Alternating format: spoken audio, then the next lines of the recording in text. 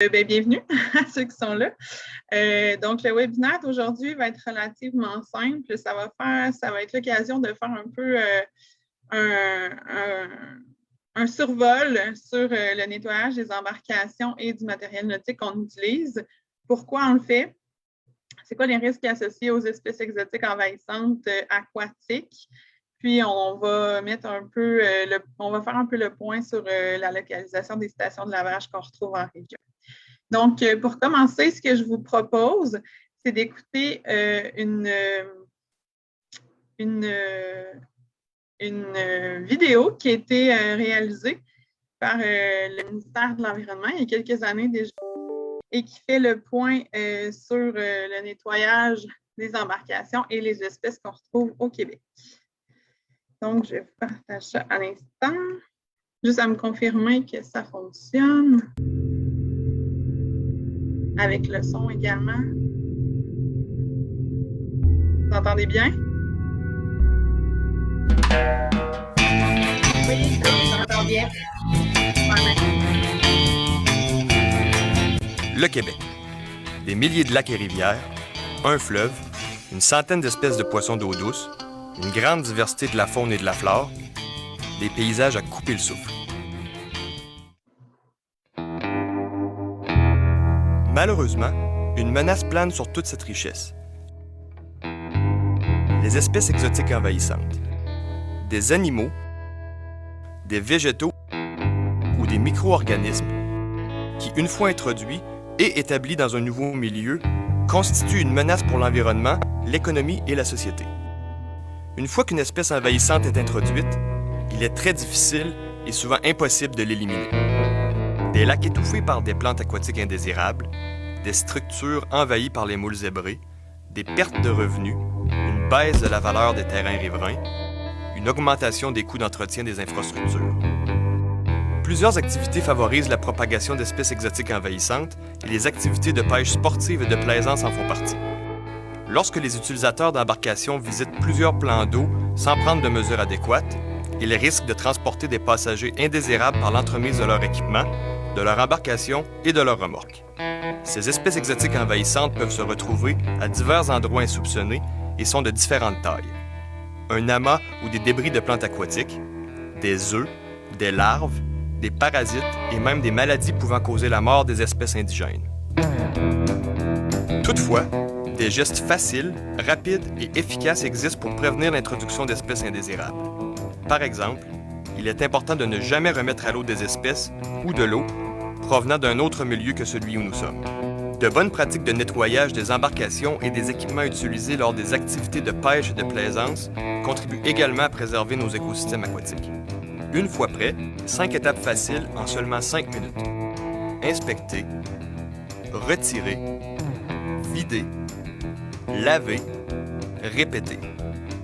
Première étape, inspecter. Une fois hors de l'eau, inspectez la remorque, l'embarcation et ses différentes parties, en plus de votre équipement, pour détecter toute présence d'organismes.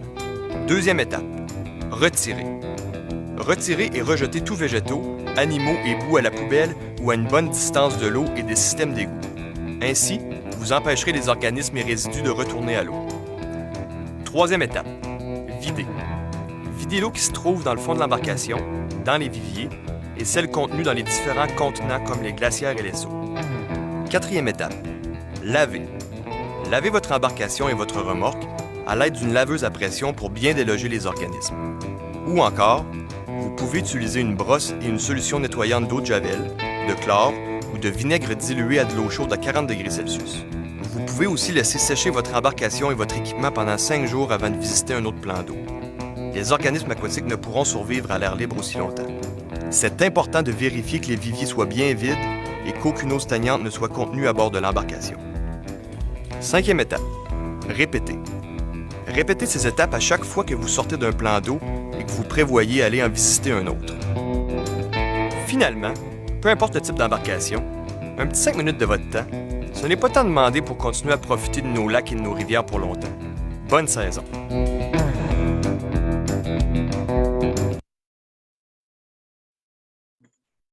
Donc voilà, ça fait le tour pour ce petit petit vidéo qui est fort intéressant, qui résume assez bien en fait la problématique. Si on fait le tour rapidement des espèces exotiques envahissantes aquatiques qu'on retrouve au Québec, ils en ont nommé quand même quelques-uns là, dans la vidéo.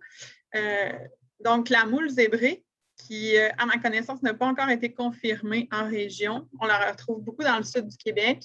Sinon, carpe des roseaux, qui est une espèce là, de la carpe asiatique qu'on entend beaucoup parler, qui est présente dans les Grands Lacs, qui a aussi été confirmée dans le fleuve Saint-Laurent, mais dont il n'y a pas de population encore viable. C'est ce qui a été confirmé. Le myriophile à épi ou en épi, c'est la même chose. On va en reparler un peu plus loin. La lamproie marine, le crabe vert et la chiquée à petite bouche. C'est des espèces exotiques envahissantes qu'on retrouve en région. Ici, je voulais juste montrer cette photo-là qui est quand même assez spectaculaire, qu'on voit vraiment bien la structure qui est complètement envahie de la moule zébrée. Donc, vous avez vu, c'est quand même assez petit. Si je vous montre une photo ici, là, ici, dans la main, ce qu'on voit, c'est une moule d'eau douce qu'on voit souvent dans nos lacs ici en région. Bon, bien, vous voyez à côté, ce sont des moules zébrées, donc sont vraiment petites. Puis, comme vous avez vu dans la vidéo, ça peut facilement échapper à l'œil si on ne fait pas attention, là, parce que ça peut s'immiscer un peu partout. Regardez ici, la photo est quand même assez frappante de l'hélice qui est complètement envahie par la moule zébrée. Il y a deux espèces aquatiques qu'on retrouve en région. Il y a le myriophile à épi, qui est une plante. Ici, on voit donc un lac qui est complètement envahi. Là, donc, on voit bien la colonie qui est en dessous de l'eau. Pour l'identifier, habituellement, là, la branche ici est quand même assez rougeâtre.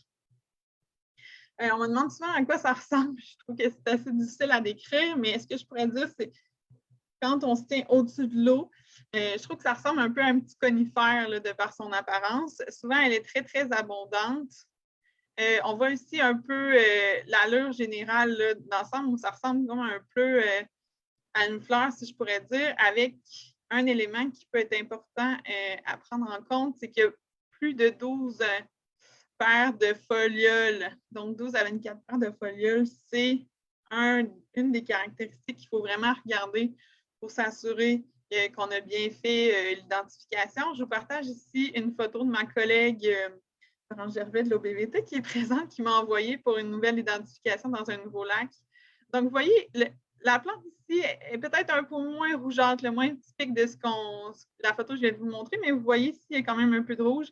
C'est vraiment dans la comté ici, là, la paire de folioles qu'on a confirmé qu'il s'agissait bien du myriophile à épi. L'autre espèce qui est malheureusement présente dans nos lacs, c'est le cladocère épineux. Cette fameuse espèce, surespèce que je pourrais dire. Donc, vous la voyez ici, au bout du doigt. Donc, c'est un petit crustacé qui mesure environ 1 cm, qui fait partie du zooplancton, qui est un envahisseur qui est vraiment redoutable. Malheureusement, une seule femelle est nécessaire pour coloniser un nouveau plan d'eau. La femelle est capable de pondre des œufs qui vont être viables et qui vont être fertiles, même s'ils n'ont pas été fécondés par un mâle. Et la femelle peut pondre plusieurs milliers d'œufs à tous les 14 jours si les conditions météorologiques le permettent. Malheureusement, parmi les nombreuses problématiques de cette espèce-là, il y a le fait qu'elle consomme énormément de zooplancton et donc entre en compétition avec les petits poissons, les poissons indigènes qui sont là, mais surtout les jeunes poissons. Les jeunes poissons, à l'inverse, ne sont pas capables de consommer le cladocère épineux causé par un inconfort là, ici lors de l'ingestion. Donc, à long terme, le cladocère épineux il peut diminuer de façon significative les stocks de poissons dans un lac. Malheureusement, le cladocère épineux, c'est impossible de l'éradiquer. Jusqu'à maintenant, il n'y a aucune possibilité d'éradication. Donc, une fois qu'il est implanté dans un lac, ben, il faut vivre avec. Il n'y a plus rien à faire. Le cladocère épineux n'a aucun moyen de locomotion. Donc, c'est vraiment, il flotte directement. Donc, il ne peut pas se déplacer volontairement. Je vais vous montrer un peu. Ici, vous voyez, c'est un fil de pêche qui est complètement agglutiné, mais je vais juste vous montrer quelques photos.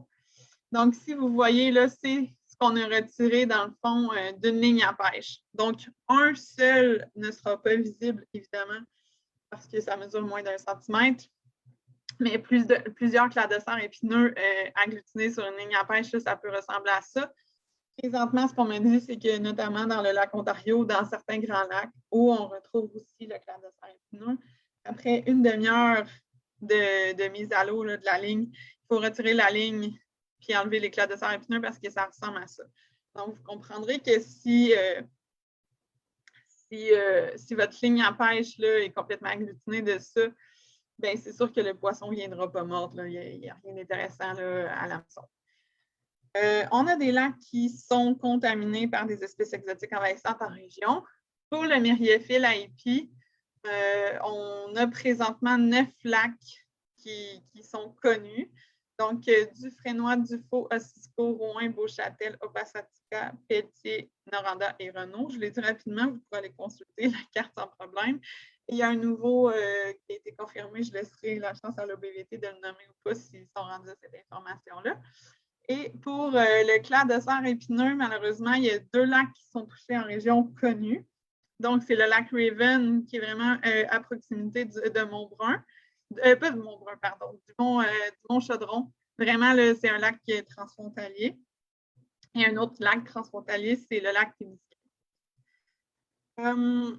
J'insiste sur le fait que ce sont des lacs où la présence est connue, dans le sens où ça ne veut pas dire qu'il y a d'autres lacs ça ne veut pas dire qu'il n'y a aucun autre lac qui est contaminé, mais ce sont vraiment les lacs où on a confirmé leur présence. Les informations que je viens de vous montrer, je veux juste vous faire un rappel qu'elles sont sur la page Internet, sur le site Internet du CRAAT, donc craadureuil.ca, dans la section thématique, espèces exotiques envahissantes. Vous avez vraiment la liste des espèces exotiques envahissantes qui sont là par catégorie, les outils de sensibilisation. On a vraiment fait 2 guides. En fait, le CRAAT a fait le guide sur le cladocère épineux et le CRE Laurentide a fait celui sur le myriophile à épi, qui sont vraiment complets, qui sont gratuits. N'hésitez pas à les télécharger. Si vous en voulez des exemplaires physiques, on peut vous en donner sans problème. Vous pouvez descendre aussi beaucoup d'informations. La carte que je viens de vous montrer est là, ainsi que la localisation des stations de lavage. Donc, avant de continuer, je vais vous montrer une petite vidéo qu'on a fait à l'interne, le CRAAT, sur le sujet. Est-ce que, moi, je trouve ça, je veux dire, à chaque fois que j'en entends parler de plus en plus, je me dis que c'est quasiment impossible de sensibiliser tous les gens là, à ce niveau-là. Est-ce que vous avez de la collaboration de l'Association de chasse et de pêche? Oui, c'est une excellente question. En fait, concernant les associations chasse et pêche, ça fait quand même quelques années qu'on travaille avec eux. Lors de la fête de la pêche, souvent on est là pour faire de la sensibilisation. Si on peut, on amène une station de lavage, que ce soit nous à Rouyn-Noranda, l'OBVAJ à Val-d'Or et l'OBVT, je pense aussi, elle fait quand même quelques sorties. Sinon, par les années passées aussi au lac Florentier dans le secteur de Val-d'Or, qui est un lac qui a été rensemencé et qui est quand même c'est un bijou quand même à protéger. Il y avait une station de lavage qui était là et chaque embarcation était lavée systématiquement. Sinon, au CRAAT, on a essayé, en fait, on travaille fort pour développer un projet de station de lavage dans les pourvoiries et les aigues de la région. Présentement, on est en recherche de financement. Là. En fait, on a tous les pourvoyeurs et les propriétaires de ZEC qu'on a consultés sont clairement intéressés à embarquer dans le projet. Là. C'est la seule chose qui nous manque pour l'instant, c'est de trouver vraiment le financement qui est nécessaire à ça. Il y a déjà une pourvoirie qui fait des efforts, la pourvoirie de réservoir Beauchesne au Témiscamingue. Lui, ça fait quand même quelques années qu'il lave systématiquement toutes les embarcations qui arrivent à ces installations. Puis en même temps, il fait il fait son speech de sensibilisation là, sur le sujet. Donc, lui, c'est vraiment systématique. Ce qu'on essaie d'implanter, c'est que même si présentement, on est en recherche de financement, mais évidemment que si les pourvoyeurs ils veulent déjà mettre en place une laveuse à pression pour le faire, évidemment, on va les appuyer là-dedans. Donc, en fait, pour résumer, je dirais qu'il n'y a pas personne qui est contre l'idée là, de nettoyer les embarcations et de s'assurer qu'il n'y ait pas de contamination.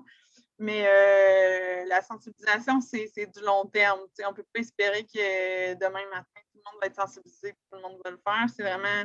C'est une habitude qu'il faut entrer dans la tête des gens. Puis, moi, mon rêve ultime, là, ça serait que le nettoyage des embarcations, puis en fait, tout le matériel utilisé, ça rentre un peu dans la routine de préparation, que ce soit des gens qui vont à la pêche ou des gens qui ne font que de la navigation de plaisance. Puis par navigation de plaisance, j'entends autant un bateau avec un moteur qu'un kayak, qu'un canot, que du paddleboard. C'est que le matin, quand les gens ils préparent leur matériel, ils préparent le canot de pêche, préparent le lunch, mais que le nettoyage du matériel, ça fasse partie d'une des tâches à faire. Que ça soit fait, qu'on coche, bon, ben, j'ai nettoyé tout ce qui peut être en contact avec l'eau, voilà, c'est réglé.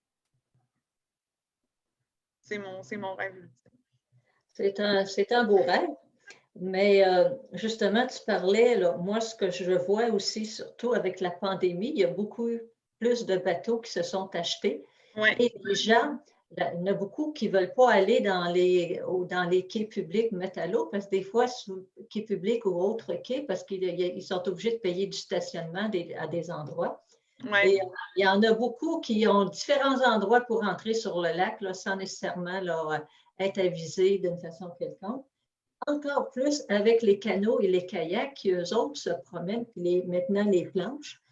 Ces trois embarcations-là vont très près des berges où ce que le myriophile, je pense, est encore plus envahissant que dans un milieu de lac où les gros bateaux ne vont pas vraiment s'avancer, tandis que les kayaks, les canots, ils vont facilement. Mais oui, je ne sens pas cette partie de monde-là sensibilisée, parce que j'en parle souvent aux gens. D'ailleurs, j'ai essayé de contacter des gens pour qu'ils voient, mais je n'en vois pas aucun justement là-dessus. Ils ne sont vraiment pas, eux autres, concernés, les kayaks, canots puis planches, là, par ça du tout. Je ne sais pas, vous avez pensé une façon de les rejoindre?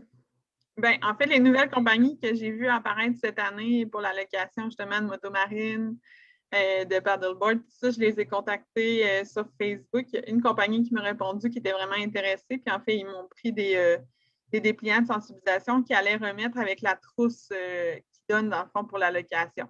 Et eux, ils avaient déjà prévu nettoyer leur équipement. Fait que, tu sais, moi, puis c'était pas... Ils avaient déjà prévu le faire, mais pas dans un intérêt de protéger la biodiversité des lacs, mais là, c'était une raison de plus de le faire. Sinon, les autres, malheureusement, j'ai pas eu de retour.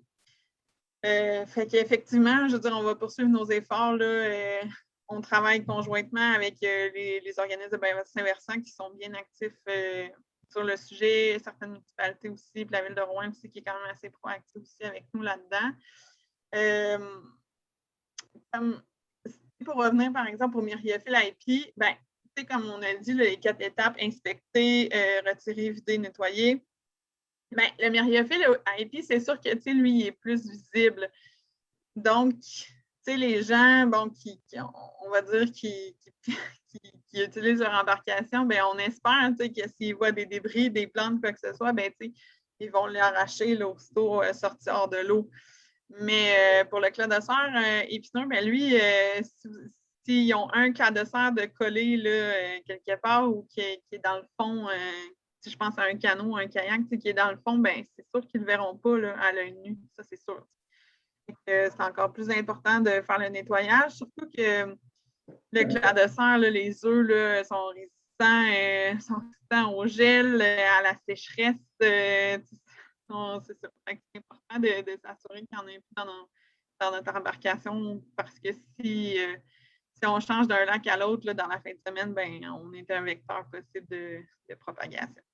En milieu aquatique entraîne des impacts considérables tels que la perte de valeur des habitations riveraines, la nuisance à la navigation et à la baignade et la perte de la qualité de pêche sportive. 2 espèces aquatiques menacent principalement nos paradis de pêche en région. Le myriophile aipi est une plante vivace submergée et visible à la surface de l'eau. Un seul fragment suffit pour coloniser un nouveau plan d'eau. Le cladocère épineux est un crustacé de quelques millimètres très vorace qui s'agglutine sur les fils à pêche. Une seule femelle peut coloniser un nouveau plan d'eau. Pour éviter de propager ces espèces exotiques envahissantes, inspectez et nettoyez tout le matériel nautique avant et après chaque utilisation, et ce, loin des plans d'eau. Pour en savoir plus et pour connaître la localisation des stations de lavage mobile en région, consultez le www.create08.ca. Parlons-en justement de la localisation des stations de lavage. Il y en a de plus en plus. Si vous allez sur notre page Internet, comme je vous ai montré tantôt, consultez la carte, ça va vous amener ici et vous pouvez l'agrandir. Donc, aujourd'hui, en 2021, on peut dire qu'on est rendu à 8 stations de lavage en région. Donc, il y en a une à l'entrée nord de la réserve faunique La Vérandrie, une dans le secteur de Pressac, dans le village, une autre à Hautier-Nord, celle dont Claire parlait tantôt à Anfield, au départ dans le Petit Castor, à Rémigny, à Notre-Dame-du-Nord, à la Marina, Ville-Marie et à la Nile. Et ça ferait le tour des informations pour ma part. Est-ce qu'il y avait d'autres questions, commentaires, préoccupations? Peut-être juste te dire merci de rester positive. Oui. Bien, c'est correct. Mais tu sais, en fait, là, je partage toutes les doléances qui a fait Claire. Comme je dis, moi, je ne veux pas dire que c'est un échec, mais je comprends très bien qu'on aurait voulu être beaucoup plus loin que où on en est aujourd'hui. Chaque geste compte en environnement, c'est important.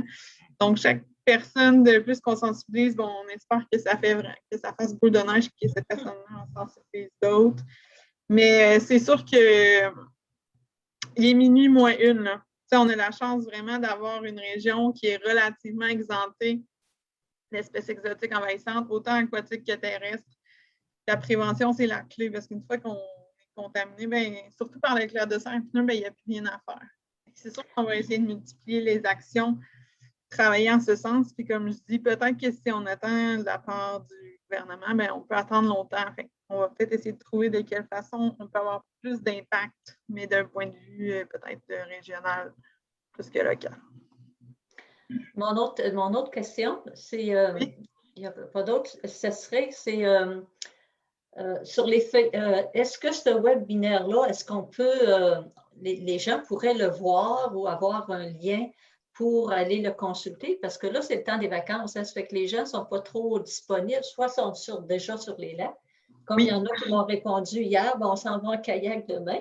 Oui. Alors, les gens ne sont pas disponibles devant un écran, là, tu sais. Bien, en fait, je l'ai diffusé volontairement sur Facebook Live et après, il va être enregistré sur notre page Facebook du CRAT. Donc, il va être toujours disponible. Les gens vont pouvoir le réécouter quand bon leur semble. Page Facebook, OK. Oui. Puis, sur les petits feuillets d'information, vous avez des feuillets, des petits guides, là? Oui. Est-ce que c'est inscrit, ça? C'est-tu... admettons qu'on pourrait donner des feuillets, comme moi, je pensais l'autre jour, je vais arrêter de voir des kayatistes là, sur le bord d'un lac, puis je leur demandais s'ils étaient au courant. Là, tu sais. On pourrait laisser comme des feuillets avec le lien ils pourraient aller se renseigner un peu plus. Ça pourrait être... Bien, en fait, on donne de moins en moins, je te dirais, d'outils imprimés. Oui, je comprends. Mais le lien du webinaire, je vais l'ajouter à notre page sur les espèces exotiques envahissantes sur notre site Internet. OK. Il va être disponible là, tout le temps. Puis, tu sais, je peux demander aussi aux OBV qui en fassent la promotion également. Donc, ça va être un outil qui va rester là, disponible dans le fond. OK. Ouais. Merci. Merci, c'est une bonne question. Par rapport à l'Ontario, étant donné que la menace du cladocère, effectivement, nous vient de l'Ontario parce qu'ils ont plein de lacs contaminés collés sur les frontières, près de Norgay, près de Kirkland Lake, Larder Lake, Raven. Est-ce que finalement, il y en a eu, à ta connaissance, des discussions avec l'Ontario pour que les clientèles qui voyagent d'une province à l'autre, il y en a beaucoup là, au Témiscamingue, puis près de Rouyn-Noranda, des gens qui se promènent entre les lacs ontariens et les lacs du Québec, là, parce que c'est des pêcheurs surtout. Est-ce qu'il y a eu des discussions pour s'assurer que tout le monde était sensibilisé de part et d'autre, principalement ces clientèles-là qui se promènent d'une province à l'autre beaucoup? Là? C'est une excellente question.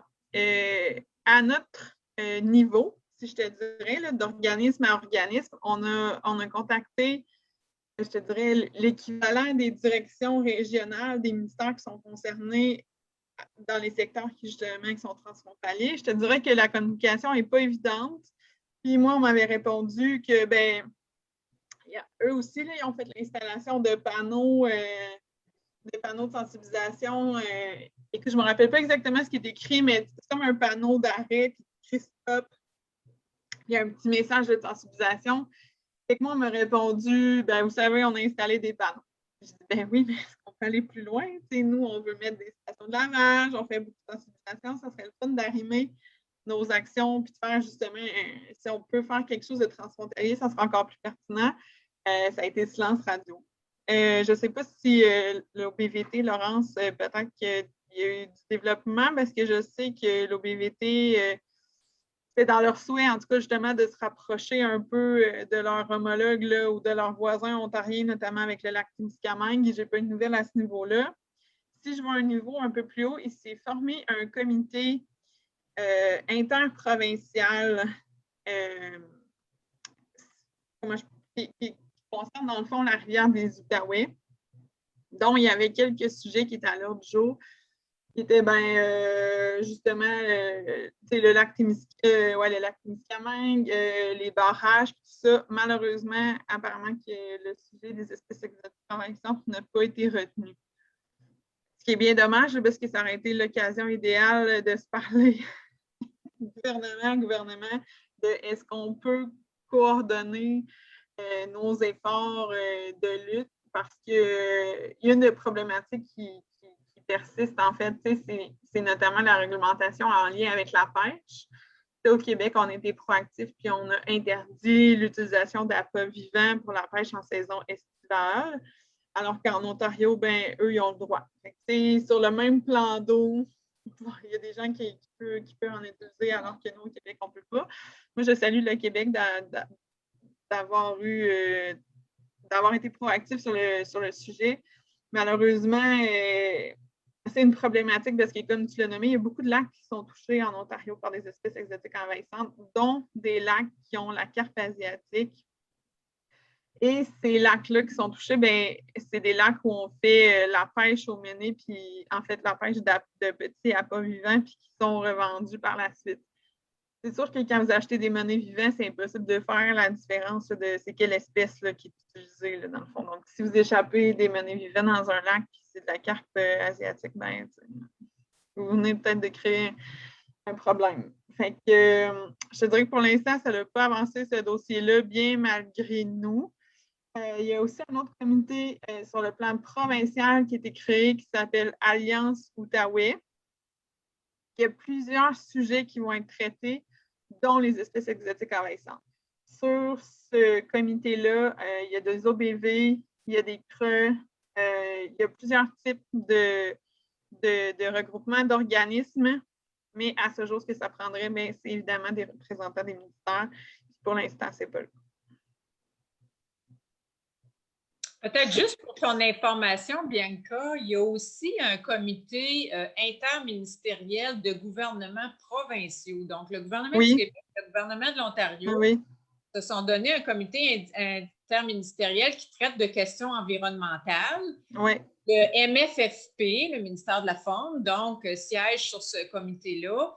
Et ils ont des enjeux, dont un enjeu relié à la problématique des espèces exotiques envahissantes et du trafic possible là, ou de la propagation possible par la circulation d'embarcations entre les deux provinces. La dernière fois que j'avais vérifié, ils n'avaient rien fait, mais je veux dire, ils ont quand même ça dans un plan d'action, ils ont des objectifs à atteindre, ils sont censés se parler, s'échanger des données, travailler ensemble.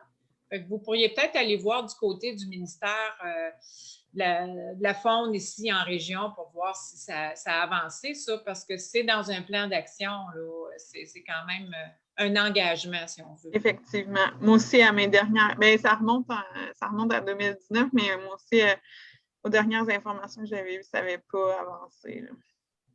C'est ça. C'est... Voilà, fait que c'est un peu décevant là, de voir qu'on a du mal à s'arrimer de chaque côté de leur frontière à ce sujet-là, mais c'est clairement c'est un souhait encore là, d'essayer justement de faire front commun. Donc, s'il n'y a pas plus de questions, on va se laisser là-dessus. Je vous remercie, mesdames, d'avoir participé. Hein. Merci à toi. Les femmes sont sensibles aux enjeux environnementaux. Et on se dit à la prochaine. Bonne fin de journée, tout le monde.